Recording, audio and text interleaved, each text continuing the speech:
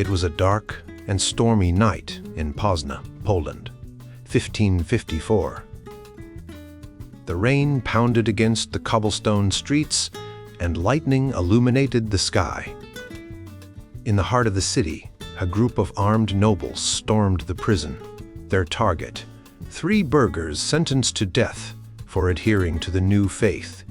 The nobles, even those of Roman Catholic faith, believed in the rights of citizens over the authority of the bishops. They broke into the prison, freed the burghers, and spirited them away to safety. This act of defiance was just one of many that would shape the religious landscape of Poland and Lithuania. In those days, Protestantism was spreading like wildfire, but it was illegal. Polish and Lithuanian rulers often turned a blind eye to the illegal activities of Protestants, especially when the nobility supported them. The nobles, even those who were Roman Catholic, often defended the rights of citizens against the overreach of the Church. They saw the bishops as a threat to their own freedoms. One nobleman, when asked why he would defend a common cobbler, replied, "It's not that we care about the cobbler, but we realize that if you got your way with him, you might do the same tomorrow to us." The tension between the Church and the state was palpable. The Sejm, the Polish parliament, eventually revoked the Church's jurisdiction over the laity, but the king retained the right to determine religion in the royal cities. This meant that the king, who often needed the support of local nobility for wars and other political purposes, had to tread carefully.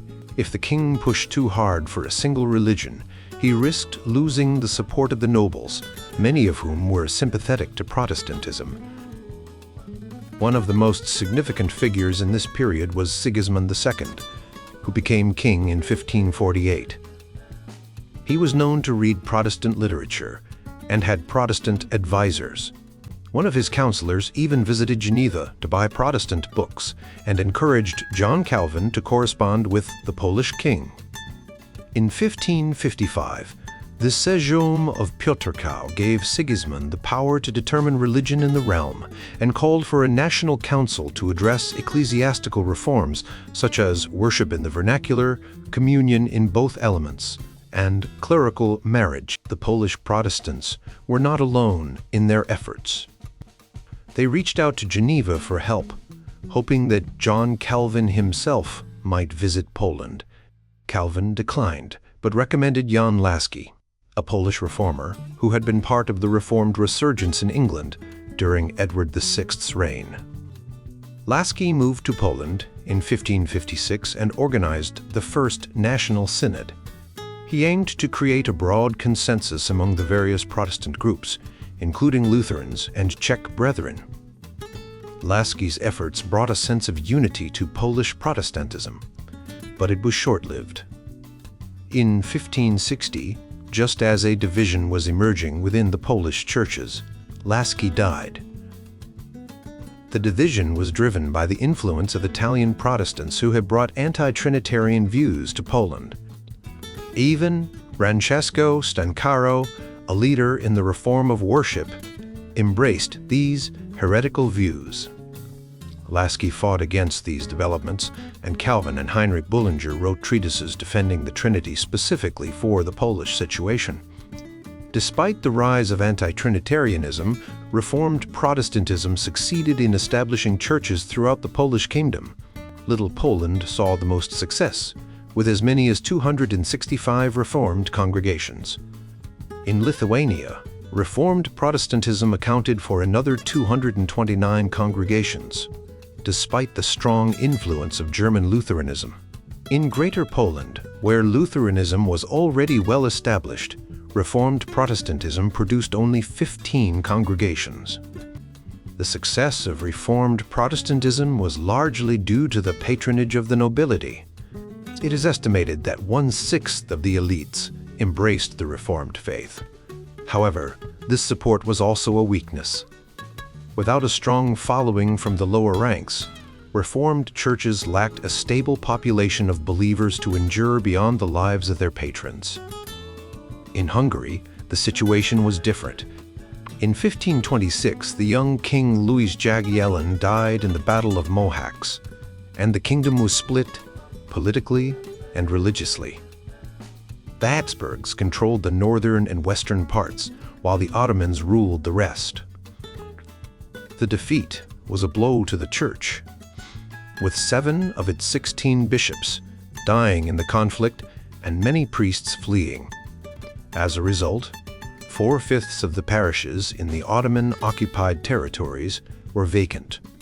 The Ottomans, seeing the need for religious authorities to help with administration, granted Protestant preachers great liberty to proselytize and conduct worship as long as they respected Ottoman sovereignty. This led to the rapid spread of Protestantism in the Muslim-controlled areas. For example, Mihaly Csikszentmihalyi, an itinerant Protestant evangelist, wrote in 1551 that he had been preaching freely for 7 years and had established roughly 120 congregations. In the Christian part of Hungary, the reform efforts were more fluid. Doctrinal reflection drew upon Erasmian humanism, Lutheranism, and Reformed Protestantism. By the 1560s, Transylvanian district synods had adopted Theodore Beza's Confession of Faith and the Heidelberg Catechism.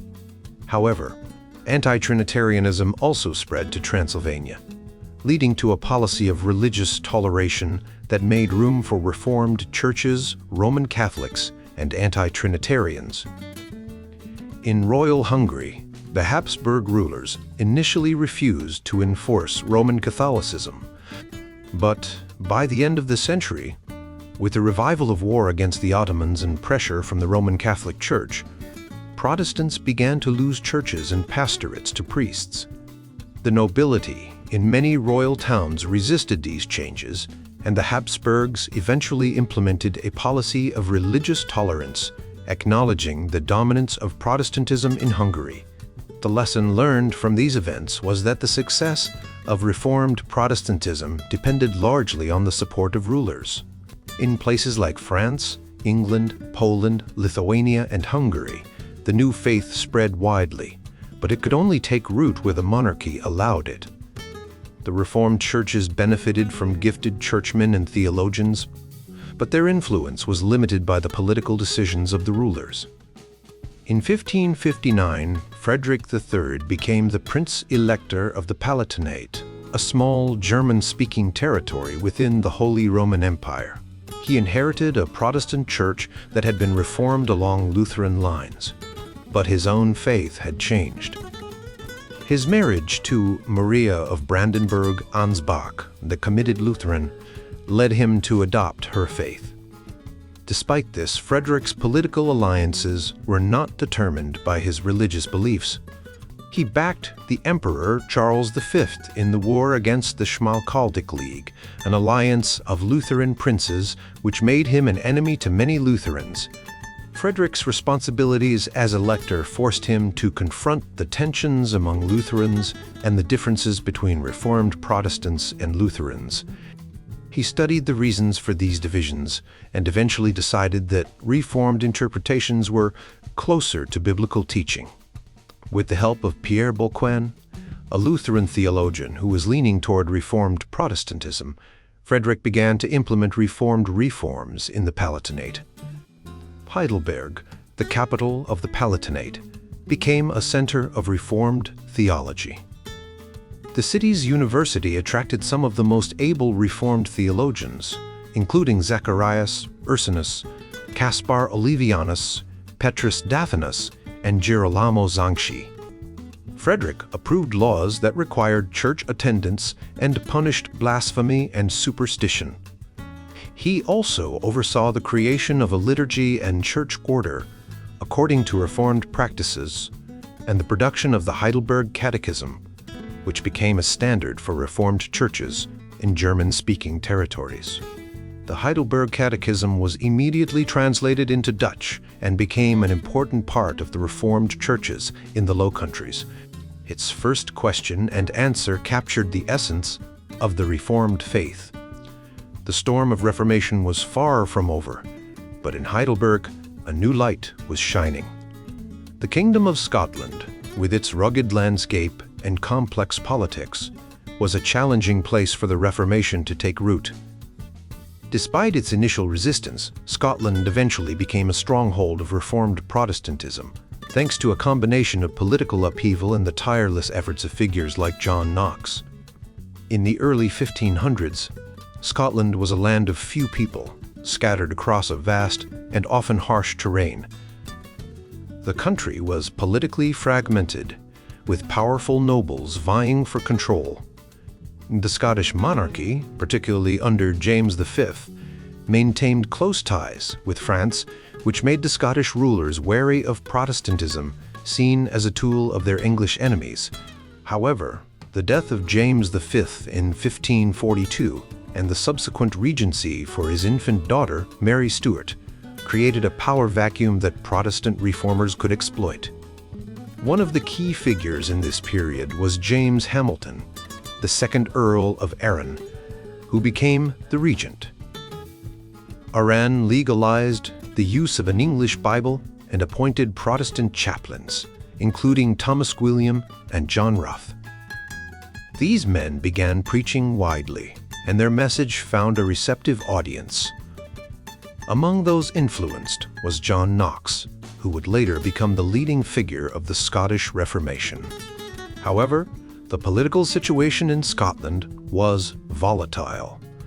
Henry VIII of England, hoping to secure an alliance with Scotland through a marriage between his son Edward and the young Mary Stuart, made the Scots wary of English influence. This led to a civil war between those who favored English Protestantism and those who supported the French and Roman Catholicism. The conflict saw control of key cities like St. Andrews changing hands multiple times, and Knox himself was captured by French forces and spent time as a galley slave. Despite these challenges, the political landscape continued to shift in favor of the Protestants. Mary of Lorraine, the Queen Mother, needed to balance the interests of the French and the growing Protestant population. When Mary Tudor became Queen of England in 1553, she revived Roman Catholicism, which Mary of Lorraine supported.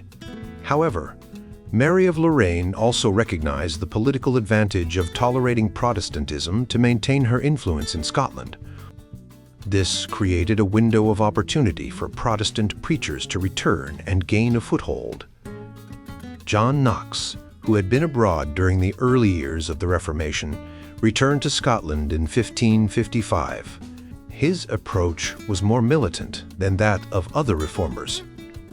Knox was known for his fiery sermons and his willingness to challenge authority. He believed that the true faith could only be maintained through strict discipline and the active involvement of the people. Knox's preaching often led to outbreaks of iconoclasm, where religious images and symbols were destroyed. This approach, while effective in spreading the message, also created tension with more moderate reformers in Geneva and Zurich. The political situation in Scotland reached a boiling point in 1559. Mary of Lorraine, now regent, attempted to crack down on the Protestants, but the nobility was divided. Some nobles, known as the Lords of the Congregation, rose up in armed opposition, supported by the English. The Protestant cause received a boost when storms prevented French troops from reaching Scotland, and the death of Mary of Lorraine in 1560 further weakened the Catholic position. The new French king, Francis II, agreed to withdraw his troops and allow the Scottish Parliament to determine the future of the country. In August 1560, the Scottish Parliament met and formally implemented the Reformation. They abolished the Roman Catholic Mass and adopted a confession of faith that emphasized the role of the civil magistrate in promoting and defending the true religion. The Parliament also approved the First Book of Discipline, which outlined the structure of the new church. This document called for the appointment of superintendents to oversee the churches and the election of elders to assist pastors in discipline and governance. The Book of Discipline also retained the system of tithes and glebe lands to fund the new church institutions. the Book of Common Order, influenced by Calvin's reforms in Geneva, established a simple and plain liturgy. It featured readings from Scripture, preaching, prayer, and congregational singing. The service was designed to be accessible and meaningful, with a focus on the spiritual presence of Christ in the Lord's Supper. The Book of Discipline also encouraged daily prayers and family worship, and specified that the Lord's Supper should be observed quarterly. These reforms had a significant impact on Scottish society. In certain regions, especially in urban areas, the new church provided a structured and disciplined approach to religious life. Weekly sermons, catechesis, and relief for the poor replaced the old Roman Catholic practices. Church discipline, including the regular meetings of elders and pastors with parishioners to address moral issues, became a key feature of the new order. The metrical psalter with its simple tunes made it easy for people to learn and sing the psalms, reinforcing the Reformed identity of the Scottish Church. However, the success of the Reformation was not uniform. The Crown's response remained crucial. When Mary Stuart, now a young widow, returned to Scotland in 1561, she accepted the Protestant program but insisted on the right to celebrate the Mass in her court. This and other political missteps, including her marriage to Lord Darnley and her claim to the English throne, alienated many of the Scottish nobility. In 1567, Mary was forced to abdicate in favor of her infant son, James VI, leading to a period of civil unrest. Despite these challenges, the Reformed faith had taken root in Scotland. The combination of political necessity, the efforts of reformers like John Knox, and the structured approach of the first Book of Discipline and the Book of Common Order created a strong foundation for the Scottish Reformed Church. This foundation would prove resilient, shaping the religious and cultural landscape of Scotland for centuries to come. Mary's troubles lasted for almost 20 years, until her cousin, Queen Elizabeth I, could no longer stand her schemes. The uncertainty about who would rule Scotland next had a big impact on the church. Without a strong leader, Scotland faced a three-way struggle between powerful nobles, the monarchy, and the church. This made it hard for the Scottish Reformation to become stable. On one side, local nobles tried to control church money and property for their own benefit. On the other side, the Crown, through its regents, wanted to model the Scottish Church after the Church of England, where the king had control over the church, and there were bishops in charge. The Scottish ministers had one way to speak up for their rights: the General Assembly, a group made up of different parts of society, similar to the Scottish Parliament. During the time when the Earl of Morton was regent, 1572 to 1578, the Church and the Crown tried to find a middle ground between Presbyterianism, where local churches have more power, and episcopacy, where bishops have more power. They agreed that bishops and archbishops should be under the authority of the General Assembly. Morton, who made sure all church leaders agreed with the Scottish Confession, was firmly on the Protestant side. However, he believed more in a strong king overseeing the church than in ministers having a lot of control over spiritual matters. The Scottish reformers, following the example of Geneva, wanted the church to have its own authority over spiritual matters, separate from the government. This idea was a challenge to the Stuart monarchy, which preferred a system where the king had more control.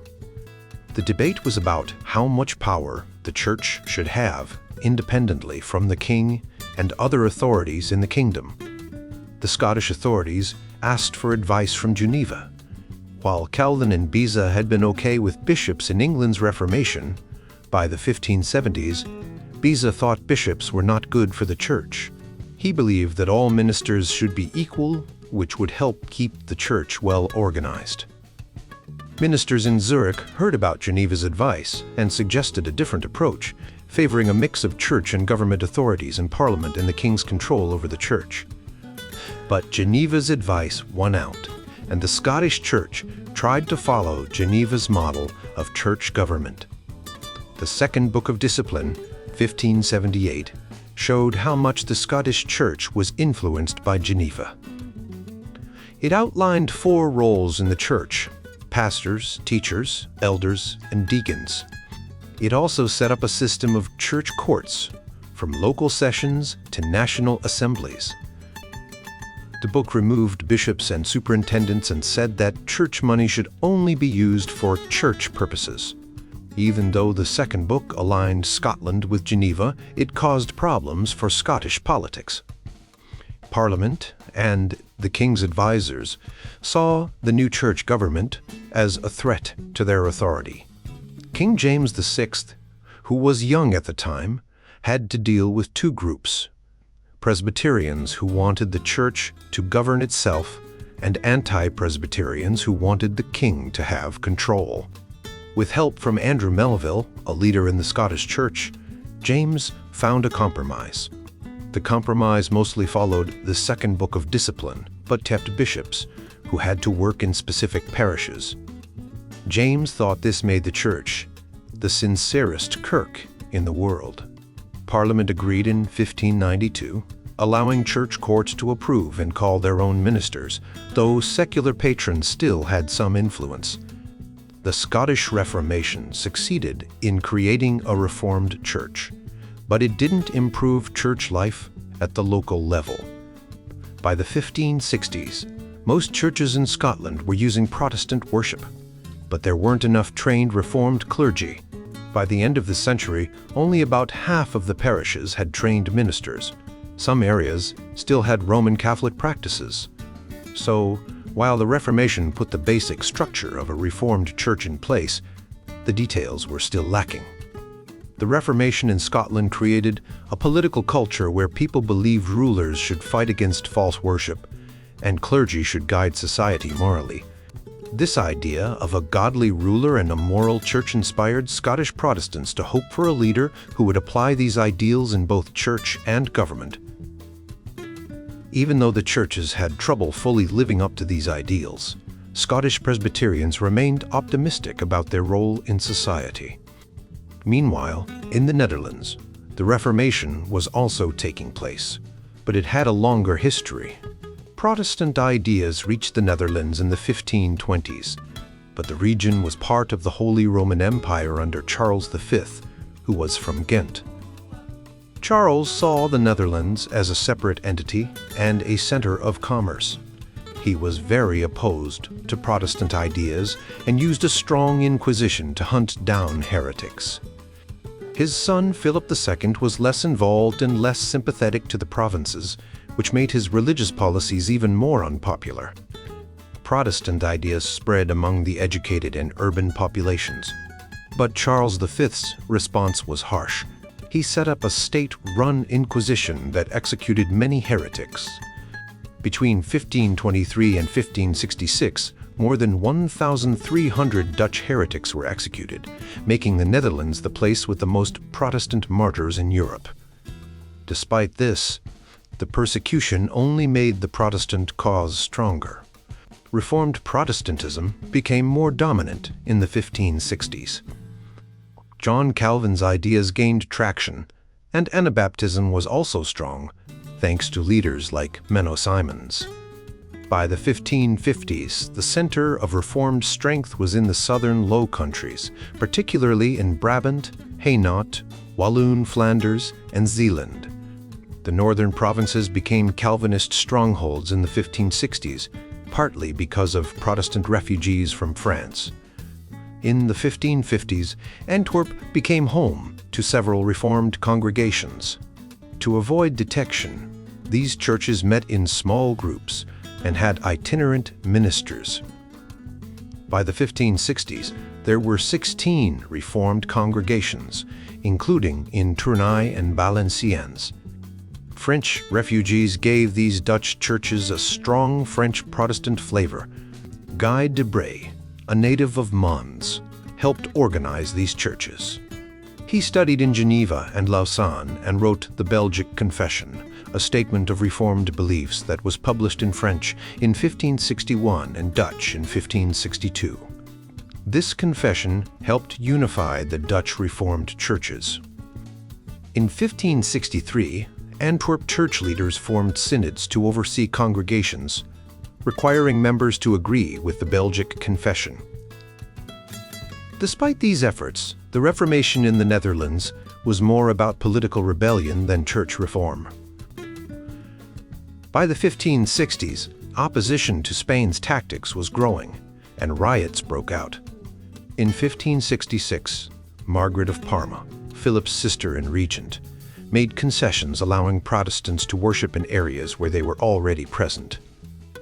The Reformation in the Netherlands was a complex mix of religious and political struggles.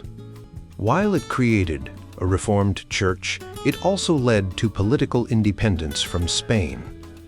The Dutch Reformed Church, like the Scottish Kirk, faced challenges in fully implementing its ideals, but it left a lasting impact on both church and society. Philip, the King of Spain, faced a serious problem in the Netherlands. The region was in turmoil, and the people were rebelling against his rule. To deal with this, Philip sent Don Fernando Alvarez, the Duke of Alba, with a large army to restore order. This decision was a turning point in history, marking a new era of Spanish control and repression. Before Alba arrived in 1567, Margaret, the regent of the Netherlands, had already tried to regain control. She launched a military campaign in December 1566 and managed to suppress the rebels for a while. However, the Reformed Protestant pastors and their followers continued to resist. They raised money to pay soldiers and fought against the government's army. Despite being outnumbered, the rebels put up a strong fight. By April 1567, the Spanish government had driven the Reformed pastors and their fighters out of the southern Low Countries. Many pastors fled for their lives, and some, like Guy de Bray, were executed for their beliefs. Even though Margaret told Philip that Alba's troops were no longer needed, the Duke was already on his way and couldn't be stopped. When Alba arrived in August 1567, Margaret resigned, and Alba took control. He established the Council of Troubles, a special court to find and punish anyone who had opposed the Spanish rule. Over 12,000 people were tried, with 9,000 losing their property and more than 1,000 being executed. This harsh treatment forced the Reformed churches to go underground. They held secret meetings and maintained their unity by holding synods in nearby Germany. William of Orange, a nobleman, became the leader of the Dutch resistance. He had converted to Catholicism, but opposed Spanish rule because he believed in the rights of the nobles. William went into exile to plan a counterattack. In 1568, he tried to invade the Netherlands, but was defeated by Alba's forces. He spent the next few years gathering support, and in 1572, he launched another attack. This time he was successful, partly because of the help of the Sea Beggars, a group of Dutch pirates who captured the town of Brill and other cities. By July 1572, the provinces of Holland, Zeeland, and Frisia appointed William as their leader. The new Dutch Republic faced many challenges. William tried to create a policy of religious tolerance, but Calvinist leaders objected. In the provinces of Holland and Zeeland, Catholic priests were replaced by Reformed pastors, even though most of the population was still Catholic. In 1579, the Union of Utrecht was formed, creating a new political entity that banned Roman Catholicism. The southern provinces, however, remained loyal to Spain and formed the Union of Arras.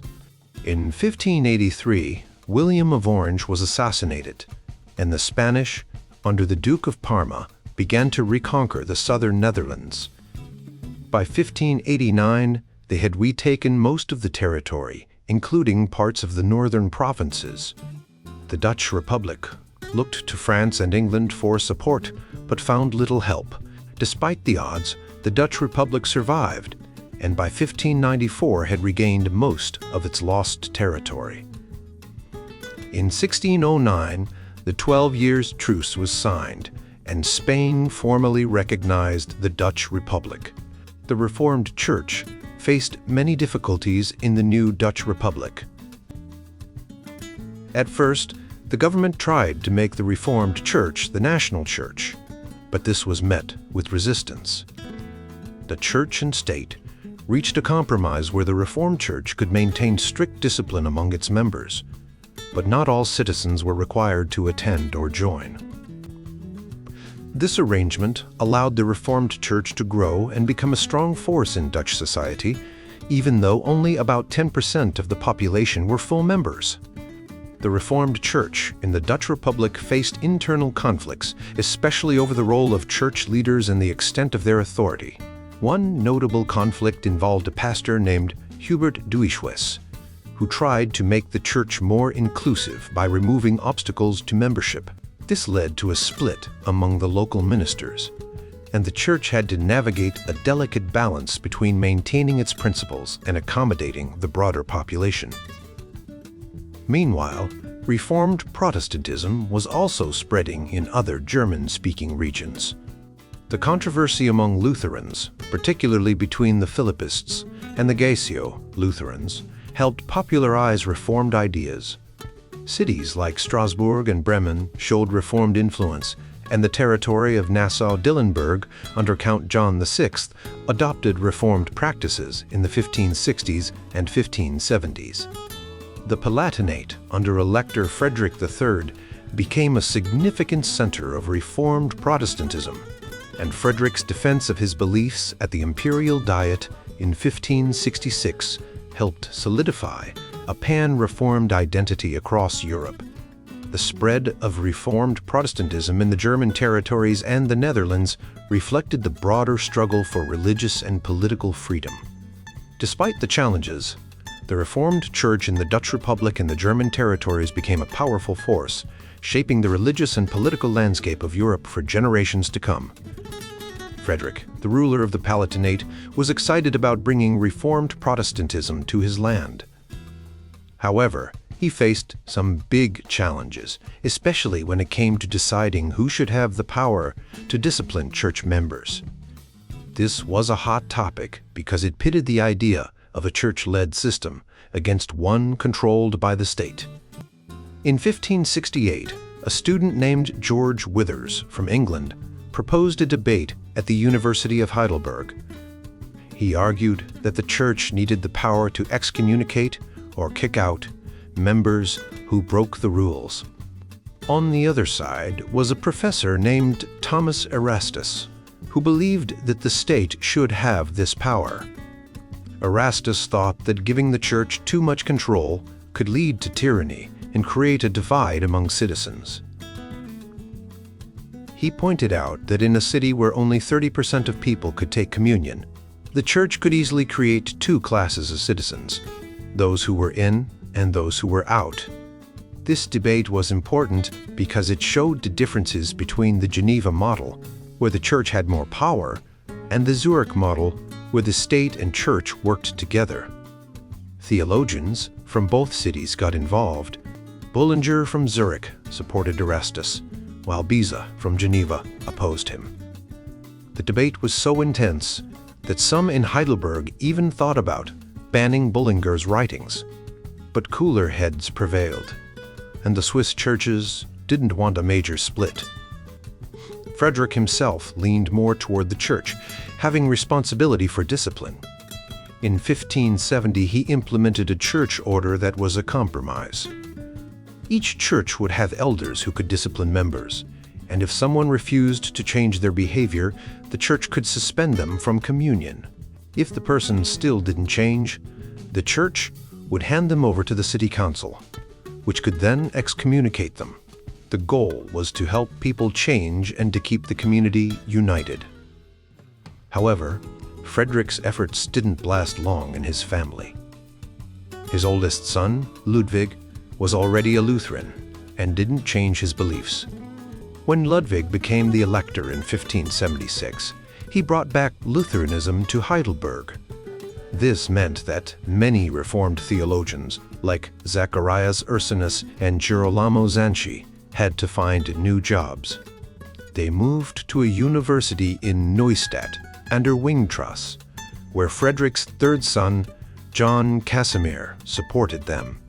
Despite this setback, Reformed Protestantism continued to spread in other parts of Germany. After 1580, many German princes started to embrace Reformed ideas. This was partly because of the harsh treatment of Reformed Protestants by Lutherans and the threat of Roman Catholic military action. For example, in 1586, Christian I of Saxony, who was Reformed, took the throne and made changes in the churches and university, replacing Lutheran leaders with Reformed ones. He also formed alliances with other Reformed territories to support the Huguenots in France. In Anhalt, John George I made liturgical changes like removing exorcism from baptisms and adopted the Heidelberg Catechism. In Hesse, Maurice, who became Reformed through conflict with Spain and his marriage to Juliana of Nassau, introduced similar reforms in 1604. However, the spread of Reformed Protestantism wasn't always smooth. In Brandenburg, John Sigismund, who became Elector in 1608, tried to reform the churches, but faced strong opposition. When he tried to remove religious images from the Berlin Cathedral in 1615, it led to a riot. The people were so used to their old ways that they didn't want more changes. The Estates of Brandenburg eventually reached a compromise with John, allowing Lutherans to practice freely and preventing the Elector from imposing unwanted changes. By the early 1600s, Reformed Protestantism had made significant inroads in the German-speaking territories. 12 state churches and 5 imperial cities had adopted Reformed practices. The Reformed faith also had a strong presence in universities and among the population, with about 1 million Reformed Protestants out of a total of 16 million people. However, the spread of Reformed Protestantism was limited by the political structure of the Holy Roman Empire. Unlike in Scotland or the Netherlands, where church reforms were part of a broader national movement, in Germany, Reformed churches were often isolated and had their own regional characteristics. This meant that the Reformed faith in Germany didn't develop the same level of uniformity or social impact as it did in other countries. Despite these challenges, the Reformed churches in Germany, Scotland, and the Netherlands would go on to play a significant role in spreading Calvinism around the world. Through colonialism, immigration, and missions, these churches would shape the future of Reformed Protestantism globally. While the original Reformed churches in Switzerland were important, it was the Scots, Dutch, and Germans who would carry the Reformed faith to new lands and establish it there. The Tetrapolitan Confession, written in 1530, was a significant document in the early days of the Reformation. It was a statement of faith created by 4 imperial cities: Strasbourg, Constance, Memmingen, and Lindau. These cities were trying to find a way to express their Protestant beliefs without aligning themselves with Lutheranism, which was the dominant form of Protestantism at the time. The main authors of the Tetrapolitan Confession were Martin Bucer and Wolfgang Capito, both from Strasbourg. They wrote it as a response to the Augsburg Confession, which was a Lutheran document. The Tetrapolitan Confession was important because it was one of the first Reformed statements that spoke for more than just one city or region.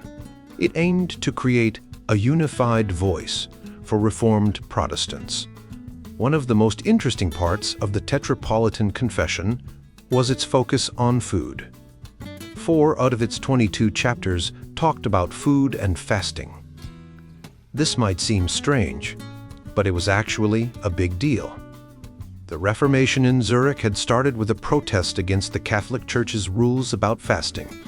Some people ate sausage on a Friday during Lent, which was against the Church's rules. This act of defiance was a symbol of the Reformed belief that the Church should only require what the Bible clearly says, not what some church leaders think is best. The Tetrapolitan Confession argued that the Bible, not church traditions, should be the ultimate authority. For example, the Apostle Paul said that it was wrong to force people to abstain from certain foods, like meat offered to idols. The confession said that such rules were the doctrine of demons, because they gave the church too much power over people's lives. Instead, fasting should be a personal choice to help people focus on prayer and self-discipline, not a way to earn God's favor. Despite the efforts of the four cities, the Tetrapolitan Confession was not accepted by the rulers at the Imperial Diet of Augsburg in 1530. The cities were eventually forced to adopt the Augsburg Confession in 1531. However, the Tetrapolitan Confession laid the groundwork for future Reformed statements and emphasized the importance of Scripture and the sufficiency of Christ for salvation. A few years later, in 1549, another important document was written, the Consensus Tigurinus. This was a joint statement by the churches of Zurich and Geneva, led by Heinrich Bullinger and John Calvin. The main purpose was to address disagreements about the Lord's Supper, particularly the nature of Christ's presence in the bread and wine. The Consensus Tigurinus was a compromise that allowed both sides to agree on a common understanding. It was important because it helped maintain unity among Reformed Protestants, even though they had different views on some details.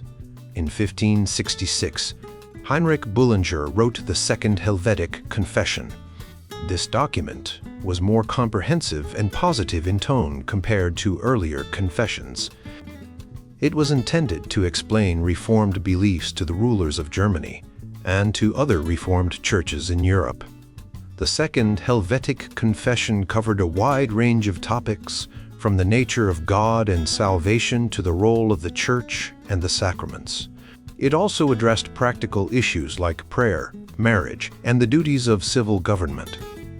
The confession became a standard text for Reformed churches and was widely accepted.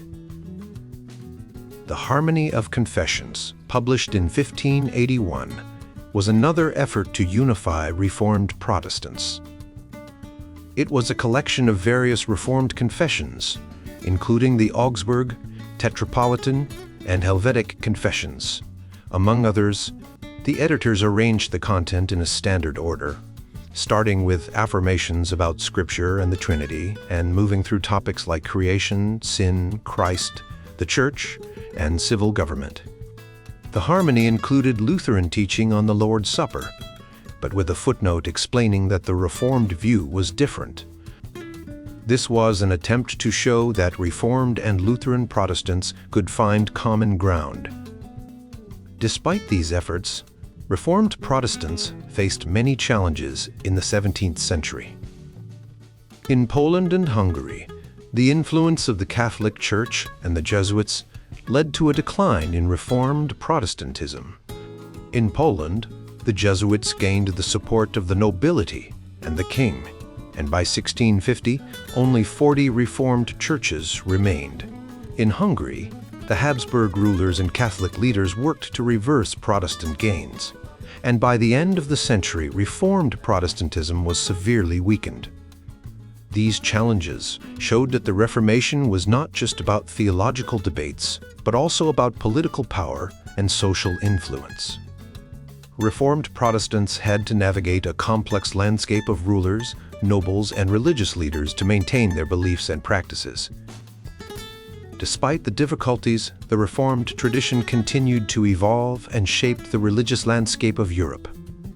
The religious landscape of Europe during the 17th century was a complex tapestry of conflict, resistance, and transformation. In Hungary, the Roman Catholic Church made significant inroads, often through force and coercion, into a society that had once been predominantly Protestant. After the 30 Years' War, which ended in 1648, the Hungarian authorities, under the rule of Leopold I, sought to reassert Roman Catholic dominance. Protestant ministers who refused to renounce their faith were imprisoned or sent to the galleys. One particularly harrowing event occurred in 1675 when 40 Hungarian Protestant ministers, who had been sent to the galleys, were forced to march to Naples. They were eventually freed due to Dutch intervention, and their plight became a cause célèbre across Europe, drawing attention to the harsh treatment of Protestants in Hungary.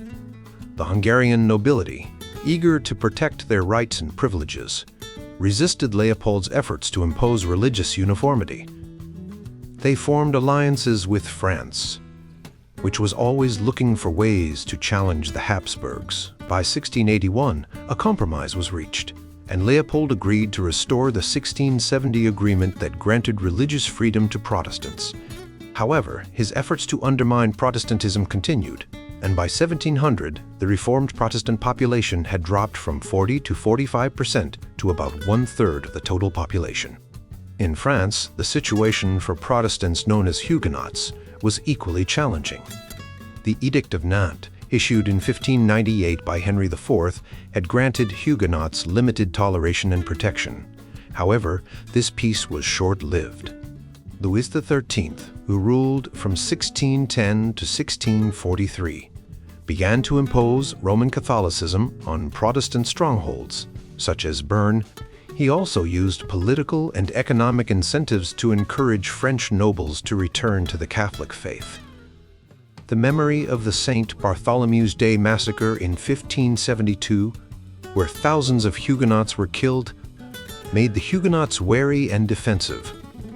Their militant stance, however, was often seen as treasonous by the crown. When Louis XIV, known as the Sun King, began his active reign in 1661, the attitude toward Protestants hardened. The king established institutions to ensure that Protestant churches adhered strictly to the Edict of Nantes. He then imposed laws that restricted the ability of Reformed churches to receive converts from Catholicism. One particularly harsh law allowed children over the age of 7 who wished to convert to Catholicism to be taken from their Protestant families and placed with Catholic families at the expense of their parents. In 1685, Louis XIV revoked the Edict of Nantes entirely, launching a campaign to force Protestant conversions. Many Huguenots, estimated at around 400,000, converted out of fear. Those who refused, about half as many, fled France, settling in the Netherlands, England, Switzerland, and even the British colonies in North America. Not all regions experienced such severe repression. In Transylvania, for example, Reformed Protestantism found a more welcoming environment. Gabor Bethlen, who became the ruler in 1601, supported Reformed churches and established schools to teach Reformed doctrine. He sent scholars to universities in the Holy Roman Empire and the Netherlands to ensure that the kingdom's schools were well educated. Bethlen and his successors also sided with Reformed ministers in conflicts with anti-Trinitarians and Roman Catholics, making Transylvania a relatively safe haven for Calvinists. In the Netherlands, the Reformed faith flourished in a different way. The theological conflict over predestination and human depravity led to the formulation of the 5 points of Calvinism, often remembered by the acronym TULIP: total depravity, unconditional election, limited atonement, irresistible grace, and perseverance of the saints. This doctrine was codified at the Synod of Dort, which met from 1618 to 1619. The Synod was convened to address the teachings of Jacobus Arminius, a Reformed pastor and theologian who had studied in Geneva and Leyden. Arminius questioned the Calvinist doctrine of predestination, arguing that Christ's death was for all people, not just the elect, and that people had the ability to resist divine grace. His views, known as Arminianism, sparked significant controversy. The Arminian controversy also reignited older debates about the relationship between church and state. Arminius and his supporters, known as Remonstrants, believed that the state should have the final say in ecclesiastical matters. This position was opposed by the counter-remonstrants, who argued for the autonomy of the church. The conflict became so intense that it involved political figures like Johann van Oldenbarneveld, who imposed a system of religious tolerance that backfired, making the remonstrants appear inconsistent. When Prince Maurice of Nassau, the leader of the House of Orange, sided with the counter-remonstrants, the situation escalated. Maurice had Oldenbarneveld arrested and executed, and the Synod of Dort was convened to address the Arminian teachings. The Synod of Dort, which included representatives from other Reformed churches in Europe, examined the views of the Remonstrants and ultimately rejected Arminianism. The Synod's decisions were widely accepted by Reformed churches, although some, like Moïse Miraut in France, continued to question the strict interpretation of predestination. Miraut proposed a modified view called hypothetical universalism, which suggested that Christ's death was effective for all who believed in him. This view was met with skepticism by many Reformed theologians, and Miraut's teachings were eventually condemned by the French Reformed churches. The struggles and conflicts of the 17th century left a lasting impact on the religious landscape of Europe, while some regions, like the Netherlands and Transylvania, provided havens for Reformed Protestants. Others, like Hungary and France, saw significant repression and persecution. The theological debates and political tensions of this period shaped the development of Reformed theology and the relationship between church and state, leaving a complex legacy that would continue to influence religious life for generations to come. The story of Reformed churches in the British Isles is one of explosive growth, deep frustrations, and dramatic changes. It all started with the failure to thoroughly reform the Church of England, especially in matters of church government and worship. This led Reformed ministers to focus on personal and informal methods of godliness outside the formal structures of the church. In Scotland, the situation was different, but equally complex. When James VI of Scotland became James I of England, he brought with him the tensions from his homeland, adding to the already existing conflicts in England. English churchmen, frustrated by the political roadblocks to reform, began to look inward. They emphasized personal piety and moral behavior, becoming known as the physicians of the soul. These ideas spread through the works of scholars like Richard Greenham, Richard Rogers, and William Perkins, who taught at Cambridge University. They believed that true faith could be seen in the daily lives of believers through practices like prayer, Bible reading, and moral living. However, this focus on personal piety had its critics. Some argued that it turned free grace into moralism, suggesting that people could prove their salvation through good deeds. Others, like the Baptists and Congregationalists, saw it as a reason to break away from the traditional church structure, which assumed infant baptism and a gradual identification with the church. The tensions between these groups and the High Church sacramental Anglicans only grew worse under James I. The king, who believed in the divine right of kings, was suspicious of the zealous Puritans. He opposed their efforts to change the church and even published the Book of Sports, which allowed for recreational activities on Sundays, much to the Puritans' dismay. James also tried to bring the Scottish Church into line with the English Church, which led to further unrest. When Charles I became king in 1625, the situation worsened. His advisor, William Laud, became archbishop and enforced strict uniformity in the church. This led to a strong reaction from the Puritans, who saw Charles and Laud as steering the church back toward Roman Catholicism.